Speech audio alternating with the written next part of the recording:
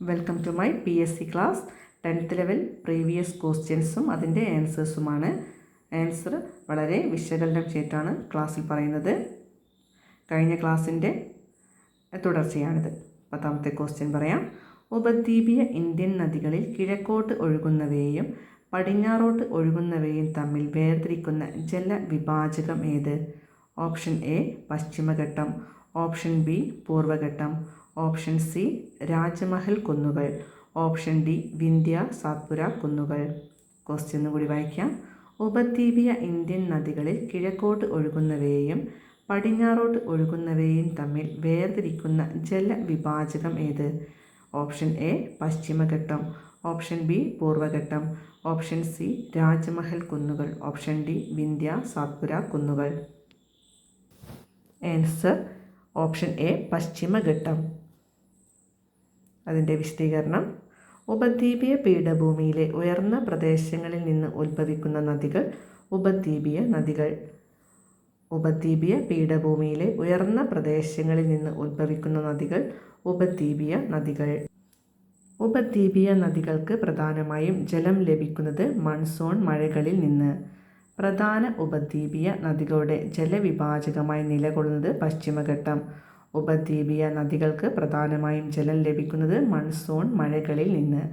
പ്രധാന ഉപദ്വീപീയ നദികളുടെ ജലവിഭാജകമായി നിലകൊള്ളുന്നത് പശ്ചിമഘട്ടം. പ്രധാന ഉപദ്വീപീയ നദികൾ: നർമ്മദ, താപ്തി, മഹാനദി, ഗോദാവരി, കൃഷ്ണ, കാവേരി. പ്രധാന ഉപദ്വീപീയ നദികൾ: നർമ്മദ, താപ്തി, മഹാനദി, ഗോദാവരി, കൃഷ്ണ, കാവേരി. പടിഞ്ഞാറോട്ടൊഴുകുന്ന പ്രധാന ഉപദ്വീപീയ നദികൾ: നർമ്മദ, താപ്തി, സബർമതി, മാഹി, ലൂണി. പടിഞ്ഞാറോട്ടൊഴുകുന്ന പ്രധാന ഉപദ്വീപീയ നദികൾ: നർമ്മദ, താപ്തി, സബർമതി, മാഹി, ലൂണി. കിഴക്കോട്ടൊഴുകുന്ന പ്രധാന ഉപദ്വീപീയ നദികൾ: മഹാനദി, ഗോദാവരി, കൃഷ്ണ, കാവേരി. കിഴക്കോട്ടൊഴുകുന്ന പ്രധാന ഉപദ്വീപീയ നദികൾ: മഹാനദി, ഗോദാവരി, കൃഷ്ണ, കാവേരി. പശ്ചിമഘട്ടവും മധ്യ ഉന്നത തലത്തിലെ മലനിരകളും ഡൽഹി കുന്നുകൾ വരെ നീളുന്ന ആരവല്ലി നിരയും ചേർന്ന് ഉപദ്വീപിലെ നീരൊഴുക്കിനെ മൂന്നായി തിരിക്കുന്നു. കിഴക്കോട്ടൊഴുകി ബംഗാൾ ഉൾക്കടലിൽ ചേരുന്ന ഉപദ്വീപീയ നദികൾ.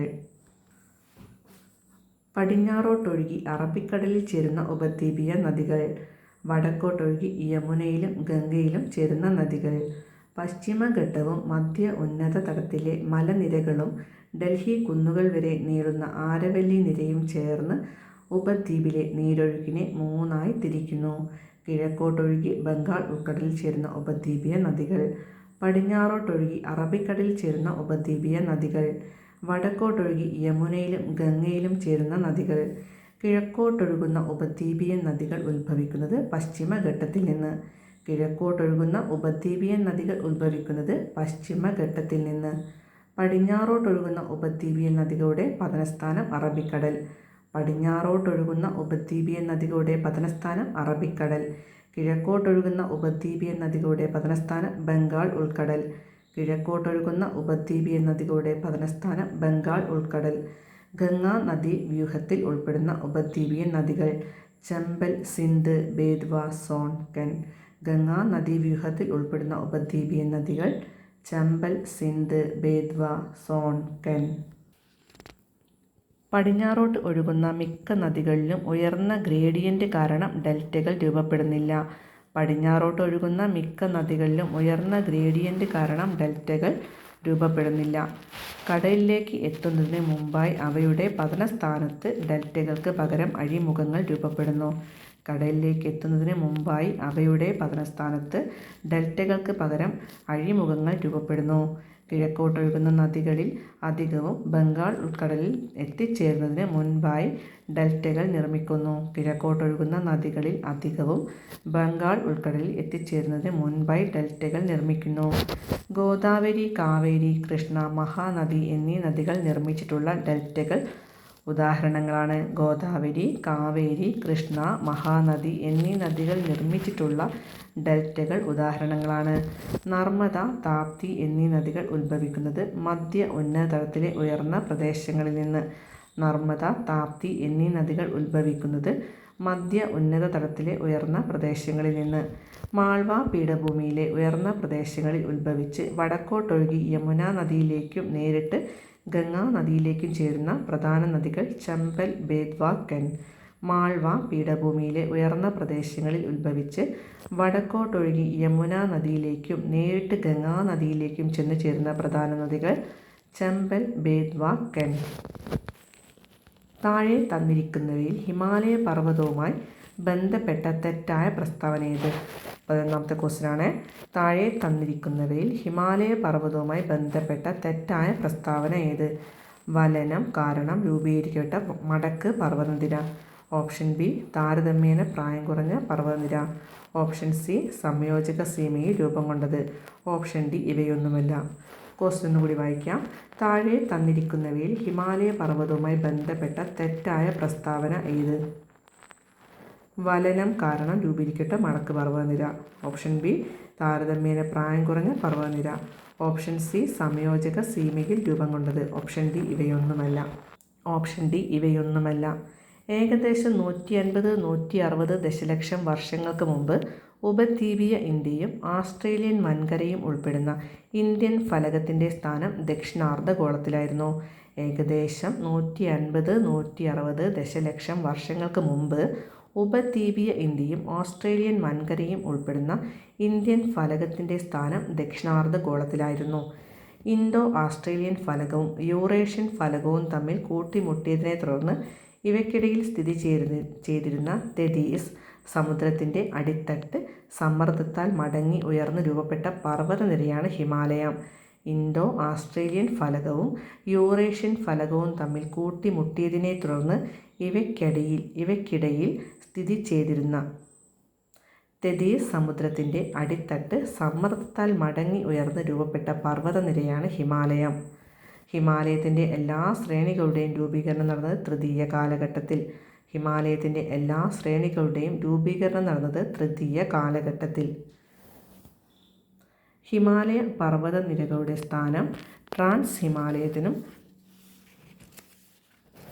കിഴക്കൻ മലനിരകൾക്കുമിടയിൽ വടക്കു പടിഞ്ഞാറ് തെക്കുകിഴക്ക് ദിശയിൽ. ഏകദേശ വിസ്തൃതി 5 ലക്ഷം ചതുരശ്ര കിലോമീറ്റർ. ഹിമാലയ പർവ്വതനിരകളുടെ സ്ഥാനം ട്രാൻസ് ഹിമാലയത്തിനും കിഴക്കൻ മലനിരകൾക്കുമിടയിൽ വടക്കു പടിഞ്ഞാറ് തെക്കുകിഴക്ക് ദിശയിൽ. ഏകദേശ വിസ്തൃതി 5 ലക്ഷം ചതുരശ്ര കിലോമീറ്റർ. ഹിമാലയത്തിൻ്റെ തെക്ക് ഭാഗം വളവിലൂടെയാണ് അവസാനിക്കുന്നത്. ഈ വളവുകളെ പറയുന്ന പേര് സിൻഡാക്സിയൻ വളവുകൾ.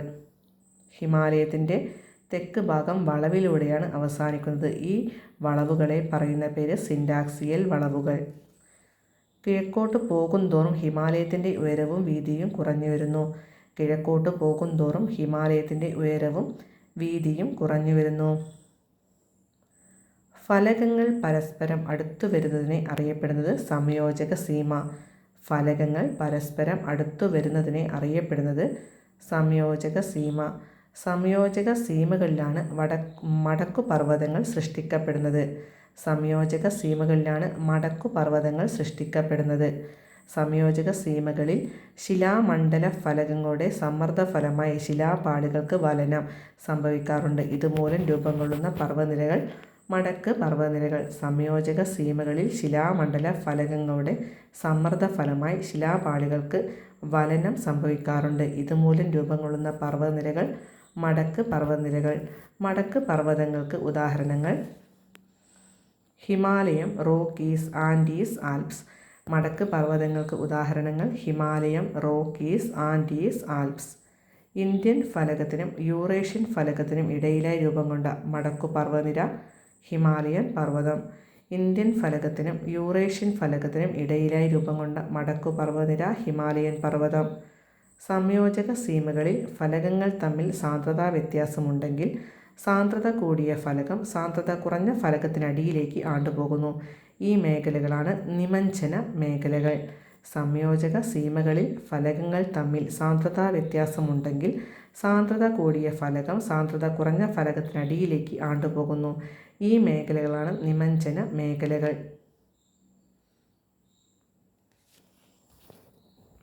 12ാമത്തെ ക്വസ്റ്റ്യൻ. സർവേ ഓഫ് ഇന്ത്യയുടെ വിസ്മയാവഹമായ ഭൂപട നിർമ്മാണ ചരിത്രം വിവരിക്കുന്ന ഭൗമചാപം ഇന്ത്യൻ ഭൂപട നിർമ്മാണത്തിൻ്റെ വിസ്മയ ചരിത്രം എന്ന ഗ്രന്ഥത്തിൻ്റെ കർത്താവ്. Romila Thapar, CS Meenakshi, TD Ramakrishnan. Sethu. Question കൂടി വായിക്കാം. സർവേ ഓഫ് ഇന്ത്യയുടെ വിസ്മയാവഹമായ ഭൂപട നിർമ്മാണ ചരിത്രം വിവരിക്കുന്ന ഭൗമചാപം ഇന്ത്യൻ ഭൂപട നിർമ്മാണത്തിൻ്റെ വിസ്മയ ചരിത്രം എന്ന ഗ്രന്ഥത്തിൻ്റെ കർത്താവ്. Option A Romila Thapar, option B CS Meenakshi, option C TD Ramakrishnan, option D Sethu. Option B CS Meenakshi. ഭൗമചാപം ഇന്ത്യൻ ഭൂപട നിർമ്മാണത്തിൻ്റെ വിസ്മയ ചരിത്രം എന്ന വൈജ്ഞാനിക ഗ്രന്ഥം എഴുതിയത് CS മീനാക്ഷി. ഭൗമചാപം ഇന്ത്യൻ ഭൂപട നിർമ്മാണത്തിൻ്റെ വിസ്മയ ചരിത്രം എന്ന വൈജ്ഞാനിക ഗ്രന്ഥം എഴുതിയത് CS മീനാക്ഷി. 1802 മുതൽ 1871 വരെ നീണ്ടുനിന്ന ഗ്രേറ്റ് ട്രിഗ്നോമെട്രിക്കൽ സർവേ അഥവാ ദ ഗ്രേറ്റ് ആർക്ക് സർവേ എന്നിവയുടെ വിശദാംശങ്ങൾ ഭൗമചാപത്തിൽ പരാമർശിക്കുന്നു. 1802 മുതൽ 1871 വരെ നീണ്ടുനിന്ന ഗ്രേറ്റ് ട്രിഗ്നോമെട്രിക്കൽ സർവേ അഥവാ ദ ഗ്രേറ്റ് ആർക്ക് സർവേ എന്നിവയുടെ വിശദാംശങ്ങൾ ഭൗമചാപത്തിൽ പരാമർശിക്കുന്നു. Revenue survey, tropical survey, levelling survey, ജലസേചന സർവേ എന്നിങ്ങനെ വിവിധ സർവേകളെക്കുറിച്ച് പരാമർശിക്കുന്നു. Revenue survey, tropical survey, levelling survey, ജലസേചന സർവേ എന്നിങ്ങനെ വിവിധ സർവേകളെക്കുറിച്ച് പരാമർശിക്കുന്നു.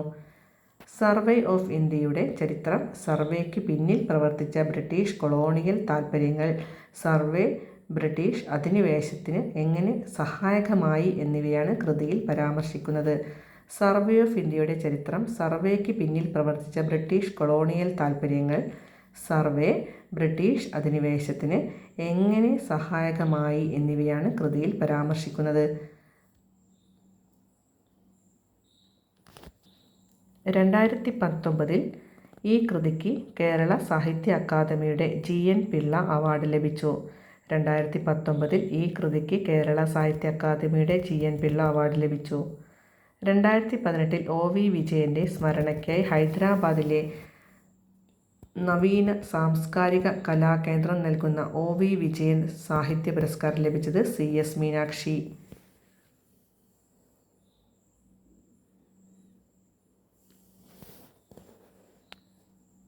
2019 ഈ കൃതിക്ക് കേരള സാഹിത്യ അക്കാദമിയുടെ GN പിള്ള അവാർഡ് ലഭിച്ചു. 2018 OV വിജയൻ്റെ സ്മരണയ്ക്കായി ഹൈദരാബാദിലെ നവീന സാംസ്കാരിക കലാകേന്ദ്രം നൽകുന്ന OV വിജയൻ സാഹിത്യ പുരസ്കാരം ലഭിച്ചു CS മീനാക്ഷി. പുരസ്കാരം ലഭിച്ചത് CS മീനാക്ഷി.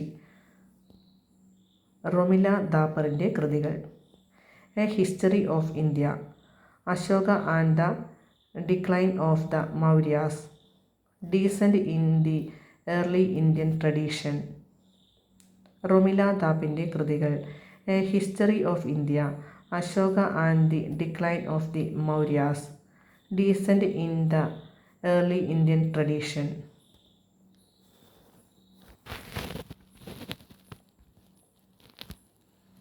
ഓപ്ഷൻസിൻ്റെ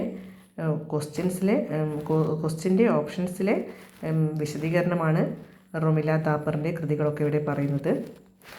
സേതുവിൻ്റെ കൃതികൾ: പാണ്ഡവപുരം, നനഞ്ഞ മണ്ണ്, താളിയോല, വിളയാട്ടം, നിയോഗം, ദാഹിക്കുന്ന ഭൂമി, മറുപിറവി, കൈമുദ്രകൾ, അടയാളങ്ങൾ, ചേക്കുട്ടി, പെണ്ണകങ്ങൾ, ആറാമത്തെ പെൺകുട്ടി, ആലിയ. സേതുവിൻ്റെ കൃതികൾ: പാണ്ഡവപുരം, നനഞ്ഞ മണ്ണ്, താളിയോല, വിളയാട്ടം, നിയോഗം, ദാഹിക്കുന്ന ഭൂമി, മറുപിറവി, കൈമുദ്രകൾ, അടയാളങ്ങൾ, ചേക്കുട്ടി, പെണ്ണകങ്ങൾ, ആറാമത്തെ പെൺകുട്ടി, ആലിയ. TD രാമകൃഷ്ണൻ്റെ കൃതികൾ: Francis Itty Cora, Sugandhi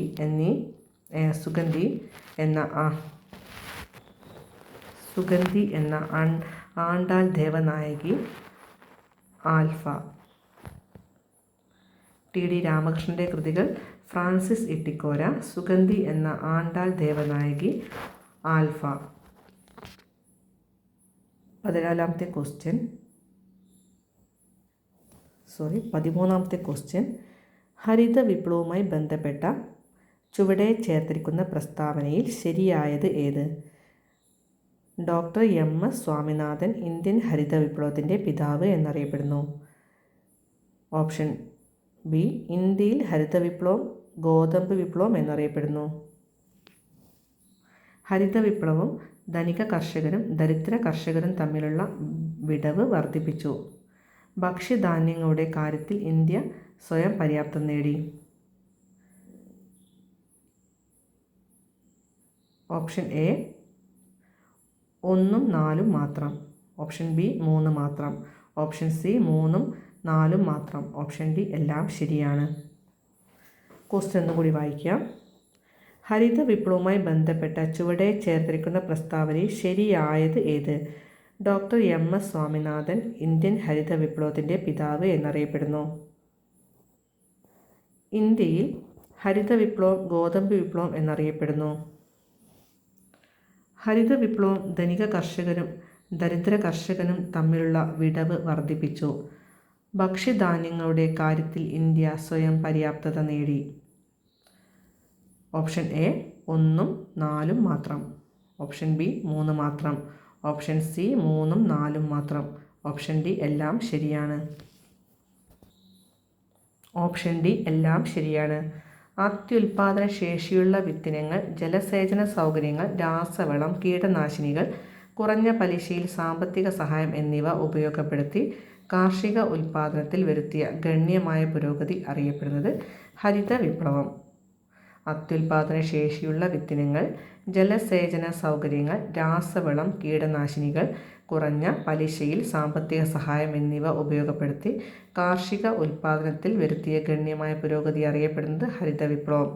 green revolution. ഹരിത വിപ്ലവത്തിൻ്റെ പിതാവ് നോർമൻ ബോർലോഗ്.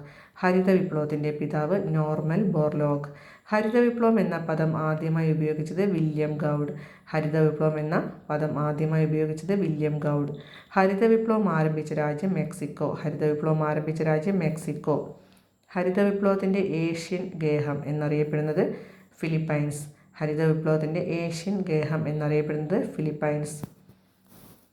ഡോക്ടർ എം.എസ്. സ്വാമിനാഥനെ പറ്റി. ഇന്ത്യൻ ഹരിത വിപ്ലവത്തിൻ്റെ പിതാവ്, ഇന്ത്യൻ അഗ്രികൾച്ചറിൻ്റെ പിതാവ് doctor M S. Swaminathan. Doctor M S. Swaminathan വികസിപ്പിച്ചെടുത്ത അത്യുൽപാദന ശേഷിയുള്ള ഗോതമ്പിനം ശർബതി സോണോറ. Doctor M S. സ്വാമിനാഥൻ വികസിപ്പിച്ചെടുത്ത അത്യുൽപാദന ശേഷിയുള്ള ഗോതമ്പിനം ശർബതി സൊണോറ.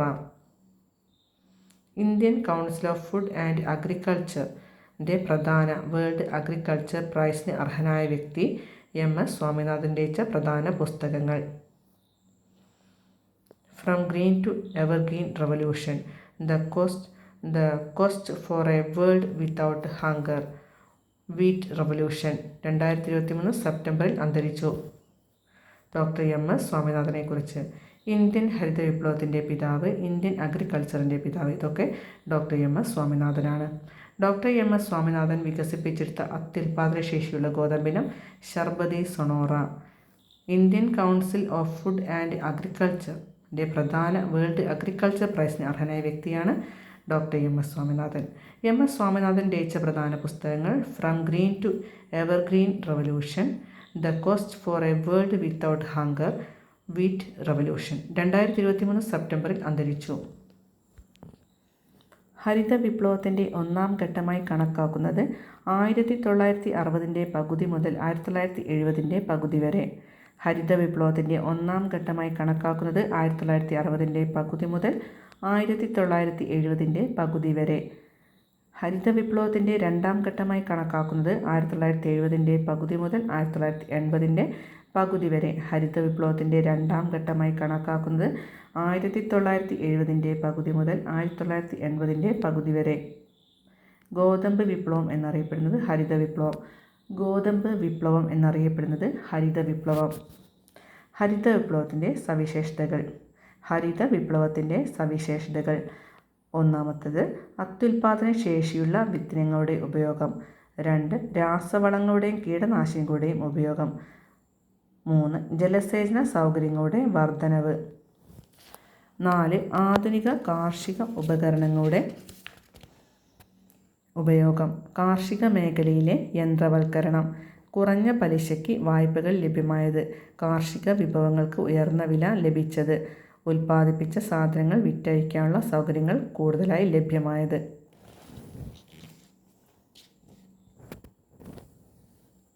ഹരിത വിപ്ലവത്തിൻ്റെ സവിശേഷതകൾ. അത്യുൽപാദന ശേഷിയുള്ള വിത്തിനങ്ങളുടെ ഉപയോഗം ഒന്നാമത്തേത്. രണ്ടാമത്, രാസവളങ്ങളുടെയും കീടനാശിനികളുടെയും ഉപയോഗം.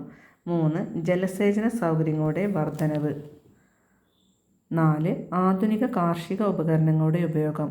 5. കാർഷിക മേഖലയിലെ യന്ത്രവൽക്കരണം. 6. കുറഞ്ഞ പലിശയ്ക്ക് വായ്പകൾ ലഭ്യമായത്. 7. കാർഷിക വിഭവങ്ങൾക്ക് ഉയർന്ന വില ലഭിച്ചത്. 8. ഉൽപ്പാദിപ്പിച്ച സാധനങ്ങൾ വിറ്റഴിക്കാനുള്ള സൗകര്യങ്ങൾ കൂടുതലായി ലഭ്യമായത്. ഇന്ത്യൻ ഹരിത വിപ്ലവത്തിൻ്റെ നായകൻ doctor M P Singh. Indian ഹരിത വിപ്ലവത്തിൻ്റെ നായകൻ ഡോക്ടർ എം പി സിംഗ്. ഇന്ത്യയിൽ ഹരിത വിപ്ലവം ആരംഭിച്ച സമയത്തെ കേന്ദ്ര കൃഷി മന്ത്രി സി സുബ്രഹ്മണ്യം. ഇന്ത്യയിൽ ഹരിത വിപ്ലവം ആരംഭിച്ച സമയത്തെ കേന്ദ്ര കൃഷി മന്ത്രി സി സുബ്രഹ്മണ്യം. ഹരിത വിപ്ലവത്തിൻ്റെ ഗുണങ്ങൾ. ഭക്ഷ്യക്ഷാമം ഇല്ലാതായി, ഉൽപ്പാദനം വർദ്ധിച്ചു. ഹരിത വിപ്ലവം ഇന്ത്യയിലെ ദേശീയ വരുമാനത്തിൽ വർധനവുണ്ടാക്കി. കാർഷിക മേഖലയിലും ഗ്രാമീണ കാർഷികേതര സമ്പദ് വ്യവസ്ഥയിലും തൊഴിൽ സാധ്യത വർദ്ധിപ്പിച്ചു. ഗവൺമെൻറ്റിൻ്റെ ഭക്ഷ്യധാന്യ ശേഖരത്തിൽ നിന്നും പൊതുവിതരണ സംവിധാനത്തിലൂടെ കുറഞ്ഞ വിലയ്ക്ക് ഭക്ഷ്യധാന്യം വിതരണം ചെയ്യാൻ കഴിഞ്ഞു. കൃഷിയോഗ്യമായ സ്ഥലത്തിൻ്റെ അളവ് വർദ്ധിച്ചു. ഹരിത വിപ്ലവ സാങ്കേതിക വിദ്യയുടെ വ്യാപനം ഇന്ത്യയെ ഭക്ഷ്യധാന്യങ്ങളുടെ കാര്യത്തിൽ സ്വയം പര്യാപ്തത കൈവരിക്കാൻ പ്രാപ്തമാക്കി. ഭക്ഷ്യധാന്യങ്ങളുടെ അപര്യാപ്തത പരിഹരിക്കാൻ ആവശ്യമായ ധാന്യശേഖരം ഉണ്ടാക്കുന്നതിന് ഹരിത വിപ്ലവം ഗവൺമെൻറ്റിനെ സഹായിച്ചു. ഹരിത വിപ്ലവത്തിൻ്റെ ഗുണങ്ങൾ. ഭക്ഷ്യക്ഷാമം ഇല്ലാതായി, ഉൽപ്പാദനം വർദ്ധിച്ചു. ഹരിത വിപ്ലവം ഇന്ത്യയിലെ ദേശീയ വരുമാനത്തിൽ വർധനവ് ഉണ്ടാക്കി. കാർഷിക മേഖലയിലും ഗ്രാമീണ കാർഷികേതര സമ്പദ് വ്യവസ്ഥയിലും തൊഴിൽ സാധ്യത വർദ്ധിപ്പിച്ചു. ഗവൺമെൻറ്റിൻ്റെ ഭക്ഷ്യധാന്യ ശേഖരത്തിൽ നിന്നും പൊതുവിതരണ സംവിധാനത്തിലൂടെ കുറഞ്ഞ വിലയ്ക്ക് ഭക്ഷ്യധാന്യം വിതരണം ചെയ്യാൻ കഴിഞ്ഞു. കൃഷിയോഗ്യമായ സ്ഥലത്തിൻ്റെ അളവ് വർദ്ധിച്ചു. ഹരിത വിപ്ലവ സാങ്കേതിക വിദ്യയുടെ വ്യാപനം ഇന്ത്യയെ ഭക്ഷ്യധാന്യങ്ങളുടെ കാര്യത്തിൽ സ്വയം പര്യാപ്തത കൈവരിക്കാൻ പ്രാപ്തമാക്കി. ഭക്ഷ്യധാന്യങ്ങളുടെ അപര്യാപ്തത പരിഹരിക്കാൻ ആവശ്യമായ ധാന്യശേഖരം ഉണ്ടാക്കുന്നതിന് ഹരിത വിപ്ലവം ഗവൺമെൻറ്റിനെ സഹായിച്ചു. അതിന് ഹരിത വിപ്ലവത്തിന് പോരായ്മകളുമുണ്ട്. ഹരിത വിപ്ലവത്തിൻ്റെ പോരായ്മകൾ. ഹരിത വിപ്ലവം മുഖേന വൻകിട കർഷകരും ചെറുകിട കർഷകരും തമ്മിലുള്ള അന്തരം കൂടി. ഹരിത വിപ്ലവത്തിൻ്റെ ഗുണം കൂടുതൽ ലഭിച്ചത് ധനിക കർഷകർക്കായിരുന്നു. ഹരിത വിപ്ലവത്തിൻ്റെ ഒന്നാം ഘട്ടം ചില സംസ്ഥാനങ്ങളിൽ മാത്രമായി ഒതുങ്ങി നിന്നു. കാർഷിക വായ്പകളുടെ ആവശ്യകത കൂടി. പാവപ്പെട്ട കർഷകരുടെ ജീവിത നിലവാരത്തിൽ മാറ്റം ഉണ്ടാക്കാൻ കഴിഞ്ഞില്ല. യന്ത്രവൽക്കരണം തൊഴിൽ നഷ്ടമുണ്ടാക്കി. വാണിജ്യ വിളകളുടെ പുരോഗതിക്കാണ് ഹരിത വിപ്ലവം ഏറെ സഹായിച്ചത്. ഭക്ഷ്യവിളകളിൽ ഗോതമ്പിന് മാത്രമായിരുന്നു ഇതിൻ്റെ ഫലം ലഭിച്ചത്. അതുകൊണ്ട് ഇതിനെ വീറ്റ് റവല്യൂഷൻ എന്നും അറിയപ്പെടുന്നു. അത്യുൽപാദന മേന്മയുള്ള വിളകൾക്ക് ഉണ്ടായിരുന്ന കീടാക്രമണ സാധ്യത.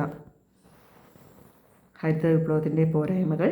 ഹരിത വിപ്ലവം മുഖേന വൻകിട കർഷകരും ചെറുകിട കർഷകരും തമ്മിലുള്ള അന്തരം കൂടി. ഹരിത വിപ്ലവത്തിൻ്റെ ഗുണം കൂടുതൽ ലഭിച്ചത് ധനിക കർഷകർക്കായിരുന്നു. ഹരിത വിപ്ലവത്തിൻ്റെ ഒന്നാം ഘട്ടം ചില സംസ്ഥാനങ്ങളിൽ മാത്രമായി ഒതുങ്ങി നിന്നു. കാർഷിക വായ്പകളുടെ ആവശ്യകത കൂടി. പാവപ്പെട്ട കർഷകരുടെ ജീവിത നിലവാരത്തിൽ മാറ്റം ഉണ്ടാക്കാൻ കഴിഞ്ഞില്ല. യന്ത്രവൽക്കരണം തൊഴിൽ നഷ്ടമുണ്ടാക്കി. വാണിജ്യ വിളകളുടെ പുരോഗതിക്കാണ് ഹരിത വിപ്ലവം ഏറെ സഹായിച്ചത്. ഭക്ഷ്യവിളകളിൽ ഗോതമ്പിന് മാത്രമായിരുന്നു ഇതിൻ്റെ ഫലം ലഭിച്ചത്. അതുകൊണ്ട് ഇതിനെ വീറ്റ് റവല്യൂഷൻ എന്നും അറിയപ്പെടുന്നു. അത്യുൽപാദന മേന്മയുള്ള വിളകൾക്ക് ഉണ്ടായിരുന്ന കീടാക്രമണ സാധ്യത. എൻ്റെ ചാനൽ നിങ്ങൾക്ക് ഇഷ്ടമായിട്ടുണ്ടെങ്കിൽ സബ്സ്ക്രൈബ് ചെയ്യണം, ഷെയർ ചെയ്യണം, ഇരുന്ന് പഠിക്കണം.